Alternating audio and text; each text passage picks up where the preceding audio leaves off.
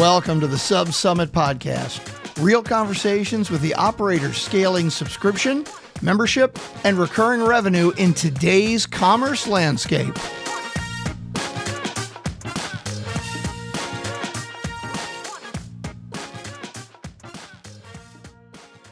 All right, welcome back to the podcast. Now, we know every road in the subscription economy leads to Kansas City this May, and this podcast is your preview of what's waiting at SubSummit.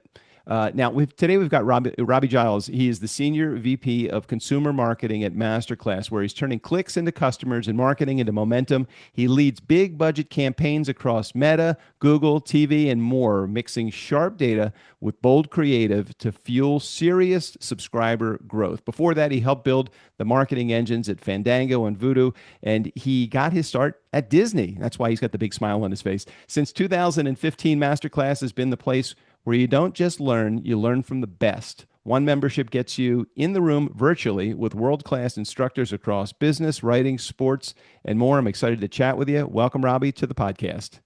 Thank you. Good to be here, Doug. So I understand this is going to be your first experience at SubSummit coming up. Are you excited about the adventure that awaits?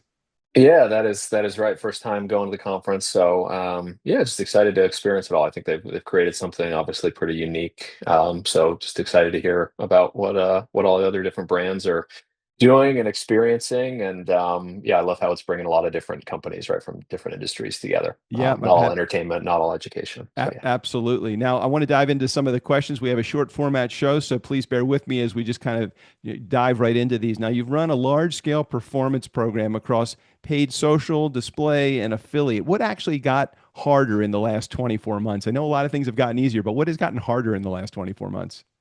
I think a lot of stuff's gotten harder in the last 24 months. I think the thing that we probably speak the most frequently about is Meta advertising.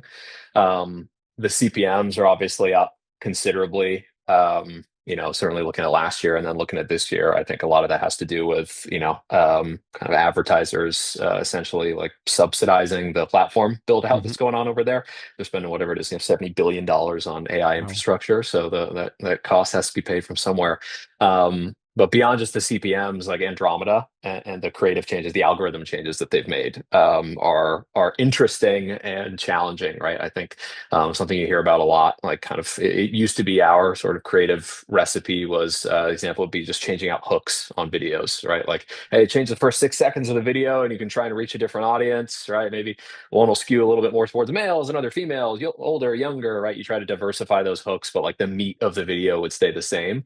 And that's one thing that just doesn't quite work the same way anymore. Like Meta is much more nuanced and detailed with the entire creative that they're looking at. So if at the end of the day, they're boiling everything down to entity IDs and clustering things together. And if you've got 50 different videos, the only thing that's different is the first 3 seconds, those might only get one slot in the auction. So it's causing us to think a lot more about, how we segment audiences. And then ultimately it's getting more complex, right? How we have to generate specifically video creative to reach those audiences, because again, it's not as cookie cutter as like, great, it's a minute spot, just change the first 6 seconds. The actual content of the videos have got to be more diversified. So you have a session that's going to be that you're going to be speaking at along with Laurie Truitt at SubSummit this year. Your session's about 2 paths to conversion: performance, precision versus trust at scale. How should operators think about choosing between those, or maybe even balancing both? Yeah, I definitely don't think it's a choice. I think how I would think about that is it's more of a sequencing question. Like I think again, kind of my bread and butter where I started was performance marketing. So I'm gonna start there, but I think it's kind of precision is what you need first, right? You need to isolate what is working, what your audience actually cares about, try to understand why. With those messages that are converting, what's driving your CAC down, but then ultimately, like, to scale whatever's working, you have to build trust. So trust is a lot of things, right? It's first and foremost, do you have a great product that's solving problems for people? I think it's being believable, right? There's a lot of ways that you can make a big promise, but sometimes even the loftiest promises don't perform the best because they sound so unbelievable, or it's like, I've heard that before, right? Right. So I think it comes down to, if for us at Masterclass, the promises that we're delivering to consumers, it'll vary by campaign, right? We have different classes on different topics. Some are about creating great relationships. Others are about winning great workplace negotiations. But how we build trust in those is ultimately putting content in front of people that makes them believe that we can deliver on the promise, right? So trying to show them, hey, it's not just us talking about we can do this for you, but actually show them some meat in the class that makes them believe, oh wow, like that's an interesting insight, right? I didn't realize before. Is there an unlock we can present in our trailer that actually teaches you something, but without obviously giving it away, because we do want you to subscribe. It's the reviews, right, that people leave about our course. So all those things are kind of how you build trust. And I think where I would, again, view it more as like, you need to start with figuring out what's working. Then getting people to understand that or to believe in it is where trust comes into play. And again, that can be a lot of different things. Conversion really generates and pays the bills and generates your revenue. And what separates creative that converts from creative that basically just gets attention? Yeah, it's a topic we have, again, with all of our content releases, right? We've got a lot of different creative we're generating. So this is a topic that comes up weekly with us, right? I think it's specificity. It's very easy to create something that is attention grabbing, or causes someone to pause, particularly in the feed. But because it is so easy and you can do that in a broad sense, you can bring in the wrong audience.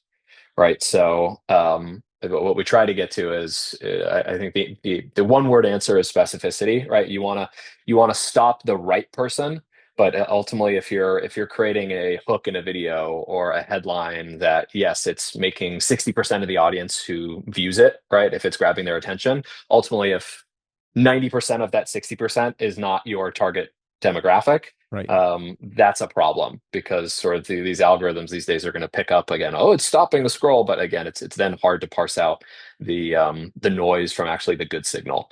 So we try to balance that in the headlines we're creating, right? In sort of, again, the intros to our videos.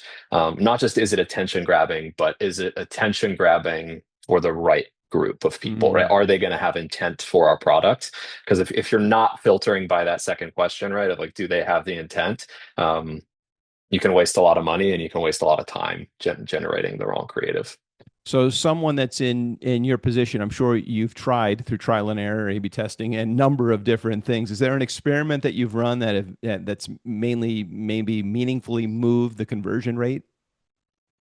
Yeah, I think the one that we've been doing a lot of testing around, it's more of like a category of experiments, is just messaging congruency. And this kind of gets to trust. It gets to what we were just talking there about specificity, but ensuring that the message that you deliver someone on the ad layer, that is then consistent with what they're seeing when they're coming to your product.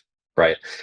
When someone clicks through on an ad, like the brain is looking for confirmation that they made the right decision. Right. So if you give a very vague headline, right, whatever, improve your relationships, and then you land on a page that's about something totally different, like maybe it's about relationship therapy, it's like, oh, that's not what I meant, right? It's like, I was just looking for secrets or a few things that I may be doing wrong, right? And with my wife every day, right? So it's kind of, we've done a lot of testing around this in the simplest form, right? Like, is the headline that you're giving someone on a static ad, are you then at the very top of the landing page? Are you either matching that exact headline, right, and then giving context, or are you kind of building off of it? And we found that for us, actually kind of doing that has actually generated a 10% lift in conversion rate. We then just get into using a lot of different AI tools, because doing that at scale, right? The first thing we were talking about was meta and how you need so much more creative. So the messaging congruency now is much more complicated, because we're actually in market with like 200 different messages, right, with our audience. So it's a lot more complicated than like, oh, have 5 headlines that then match 5 different landing pages. It's like, a lot of these landing pages have to be dynamically built, right? How is the person coming in, which channel, what did the messaging say, and then have something that corresponds to that. I do know as a consumer, if I'm clicking on something and I'm getting to a landing page and it's not identical to what I've just seen on the previous page, I'm like, how did I get here? Yeah. Where am I going down? What path? One of the struggles we've had, or the learnings I should say, that we had, is that we would play around a lot with different design styles for classes, and there would be instances where we literally have like a totally different visual ID for one set of ads for a class versus another set of ads. Um, so people coming through on one visual ID, right? Maybe I'm being broad here. Maybe it's all black and white, but then they land on a page that's like neon pink and Right. blue, and it Right. sort of like breaks the brain, right? It was like, whoa, I didn't expect to see this, right? So it's we definitely, that type of consistency is also important, right? Like delivering on the message that you're promising somebody. And let's take it back to conversion for 1 second. Is there a metric that you used to care about that is probably something that you should stop caring about, or maybe one that you don't need to care about anymore? Yeah, I mean, some are probably going to think it's a basic answer, surface level question, but in this role, managing budgets, you work with a lot of folks cross functionally, right? In data and finance, and the thing I find myself saying, right, at least a couple times a month, is like just looking at click through rate or conversion rate in isolation isn't very helpful at all. Mm. Like I always want to know those two things work together, right? So if my click-through rate is going up 3x, but my conversion rate is dropped by 95%, then that's not a good thing, right? So sometimes I think cross-functional conversations will often start with folks will ask questions about individual metrics, like what does our conversion rate look like? What does our click-through rate look like? And we try to talk about those things too, those two in particular, in terms of funnel rate. So it's like the combined impacts, right, of click-through rate and conversion rate. And you want the combined metric going up, right, of the people I'm reaching with my ad impressions, are a higher percentage of them converting. But looking at any one of them in isolation can be super misleading. So again, I'm sure that's something many people here are well aware of, but it's something I find myself explaining regularly in the day to day. I know that you're probably working towards preparing for the session that you have, and let's just assume that we've gotten to the other side of that. You've done all the preparation, you've had a good audience, they've asked a lot of good questions. What are you hoping that somebody that comes to your session is going to walk away from with information? What type of information, or what would you hope the outcome would be when they're coming into your session at SubSummit? Yeah, I guess just hearing how we think about creative, specifically creative velocity, audience segments, I think is how we think about that. And I'd like to think that kind of the way we're thinking about that for some of these social channels in general is very applicable to really every brand, right? Whether you're selling razors or educational content. Mm-hmm. So yeah, that's probably that. So I know that this is going to be the first time you're in attendance at SubSummit, but what was the thing that put you over the edge? You said, you know what? I've been getting marketing materials from SubSummit for years, and I'm finally going to attend. What was the reason that you decided that this is the year you're going to do it, and you're going to be speaking there as well? Yeah, it was the great care package and the first class flight. No, I'm just kidding. Uh, it was no, it's a unique conference. So Sarah, I've heard about SubSummit in the past, but I think it was just diving in. I got a call from the team about speaking. I did a bit more research and realized, like, oh, again, looking here, everyone from Dollar Shave Club to Good Ranchers to other streaming companies, right? There are us being a private company, we look a lot and talk with a lot of different people for inspiration, for ideas, and our board members, right, involved in other companies, and so we talk to a lot of people to share ideas, ask questions. What are you seeing? Right, we're seeing this, so it just seems like a great opportunity to again meet with the businesses facing similar problems as us, right? Whether it's trust, specificity, platform challenges. And I think I've learned that you can find similarities and learn lessons from companies that actually are very dissimilar, at least at first glance, to your own. So I'm kind of yeah, not necessarily going to learn any one particular thing or going for one particular reason, but more so just going because it seems like there's a lot of really smart, experienced people doing cool stuff. So I'm looking forward to soaking it all in. Yeah, well, we appreciate you being in attendance and also bringing your expertise to the stage there as well. And I know I got just as much from the networking opportunities that I did get it sitting in some of the sessions. The sessions are great. Networking is great. I think it's just the cooperative effort of all of those things that really does make for a good conference. So I appreciate you sharing Awesome. today. Awesome. Well, yeah, So thanks, Doug. Yeah, my pleasure, Robbie. Thanks for being here. So if you are interested in attending SubSummit, just click the link in the show notes. There'll be more information right there. And Robbie's is just one of the voices shaping the future of subscription. Come meet them in person at SubSummit in Kansas City this coming May. Excited to see you there. Thanks again, Robbie. Yeah, thanks, Doug.